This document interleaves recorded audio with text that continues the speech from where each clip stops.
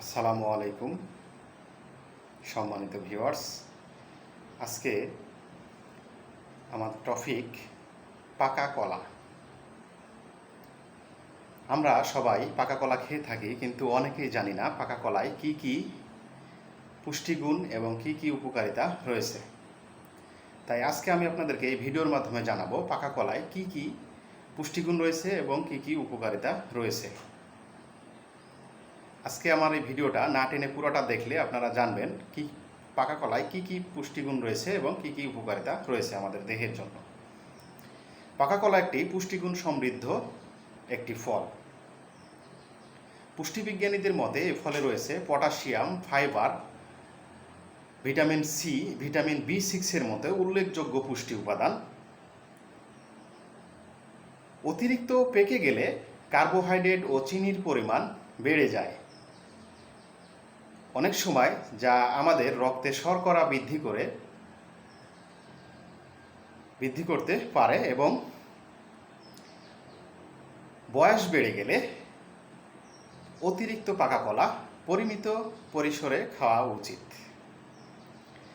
পাকা কলা খেলে আমাদের দেহে কি কি উপকারিতা হয়ে থাকে, যেমন 1 নম্বরে শক্তি বৃদ্ধি। পাকা কলায় থাকা শর্করা ও কার্বোহাইড্রেট আমাদের দেহে দ্রুত শক্তি যোগান দেয়। 2 নম্বরে হজম শক্তি। পাকা কলায় প্রচুর পরিমাণে আঁশ থাকায় আমাদের দেহে হজম সহায়তা করে এবং দ্রুত কোষ্ঠকাঠিন্য দূর করতে সাহায্য করে। 3 নম্বরে হাড়ের উপকার বা হৃদযন্ত্রের উপকার। পাকা কলা পটাশিয়াম সমৃদ্ধ হওয়ায় পাকা কলা আমাদের রক্তচাপ নিয়ন্ত্রণ রাখতে সাহায্য করে এবং হার্টকে সুস্থ রাখতে সহায়তা করে। 4 নম্বরে ত্বকের উপকারিতা। পাকা কলায় থাকা বিভিন্ন পুষ্টি উপাদান আমাদের ত্বককে সুস্থ এবং সতেজ রাখতে এবং উজ্জ্বলতা বৃদ্ধি করতে সাহায্য করে। 5 নম্বরে রোগ প্রতিরোধ ক্ষমতা। পাকা কলায় ভিটামিন সি এবং ভিটামিন B6 মতো উল্লেখযোগ্য পুষ্টি উপাদান থাকায় আমাদের রোগ প্রতিরোধ ক্ষমতা বাড়ায় এবং শরীরকে সুস্থ রাখতে সাহায্য করে।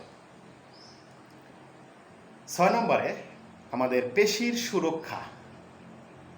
পাকা কলায় পটাশিয়াম সমৃদ্ধ হওয়ায় আমাদের পেশির কার্যকারিতা বজায় রাখতে সাহায্য করে এবং আমাদের পেশিকে সুস্থ রাখতে সহায়তা করে। 7 নম্বরে কিছু দিক নির্দেশনা, যেমন অতিরিক্ত পেকে যাওয়া কলায় কার্বোহাইড্রেট ও চিনির পরিমাণ বেড়ে যায় এবং বেড়ে গিয়ে রক্তে শর্করার পরিমাণ বাড়িয়ে দেয়। তাই ডায়াবেটিস এবং ওজন কমাতে চায় যারা, তাদের জন্য অতিরিক্ত পাকা কলা এড়িয়ে যাওয়াটাই ভালো। আমাদের প্রতিদিন সকালে খালি পেটের নাস্তায় অতিরিক্ত পাকা কলা না রাখাটাই বেটার, কারণ অতিরিক্ত পেকে যাওয়া কলায় কার্বোহাইড্রেট ও চিনির পরিমাণ বেড়ে গিয়ে আমাদের রক্তে শর্করার পরিমাণ বাড়িয়ে দেয়। রক্তে শর্করার পরিমাণ বেড়ে গেলে আমাদের দেহের ক্ষতির সম্ভাবনাটাই বেশি থাকে। এই জন্য আমরা প্রতিনিয়ত অতিরিক্ত পাকা কলা এড়িয়ে যাওয়ার চেষ্টা করব বা কম পরিমাণে খাবো, খালি পেটে খাবো না। আশা করি ভিডিওটা ভালো লাগলে লাইক, শেয়ার, ইউটিউবে যারা দেখবেন সাবস্ক্রাইব করে দেবেন এবং ফেসবুকে যারা দেখবেন ফলো দিয়ে ভিডিওর সাথে থাকবেন। আশা করি ভিডিওটা ভালো লাগবে এবং ভালো লাগলে ভিডিওর সাথে থাকবেন। ধন্যবাদ।